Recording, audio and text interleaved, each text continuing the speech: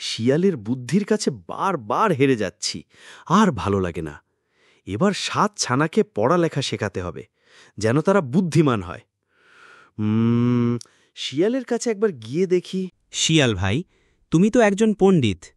আমার ছানাগুলো নিয়ে আসলাম তোমার কাছে, তুমি কি তাদের শিক্ষিত করে দিতে পারবে? কেন নয়, নিশ্চয়ই নিশ্চয়ই। আরে কুমির ভাই, এ নিয়ে তুমি কোনো চিন্তাই করো না। তুমি আমার পাঠশালায় রেখে যাও, 7 দিনের মধ্যে আমি তোমার ছানাদের পণ্ডিত বানিয়ে দিচ্ছি।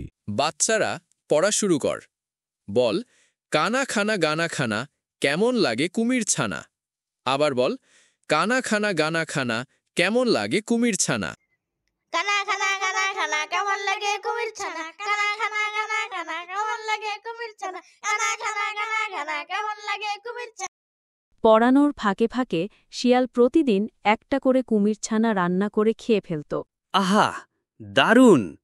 কুমির ছানা খেতে খুব মজা।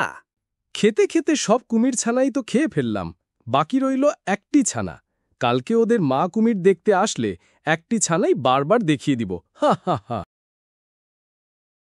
পরের দিন মা কুমির বাচ্চাদের দেখতে আসলে চালাক শিয়াল একই বাচ্চা বারবার দেখিয়ে দিল। মা কুমির বুঝতেই পারল না যে অন্য বাচ্চাগুলি শিয়াল খেয়ে ফেলেছে। কুমিরের শেষ বাচ্চাটি খেয়ে চালাক শিয়াল ও শিয়ালিনী দুজনেই নদী পার হয়ে পালাল বনের দিকে।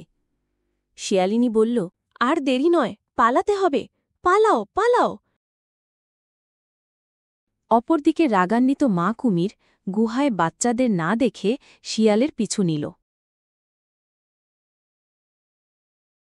মা কুমির নদীর পানির নিচে মাথা ডুবিয়ে শিয়ালকে ধরার চেষ্টা করলে চালাক শিয়াল কাঠি দিয়ে কুমিরের অবস্থান বুঝে ফেলল এবং পালিয়ে গেল। অবশেষে শিয়ালের সাথে চালাকিতে না পেরে মা কুমির মনের দুঃখে গুহায় বসে কাঁদতে লাগল।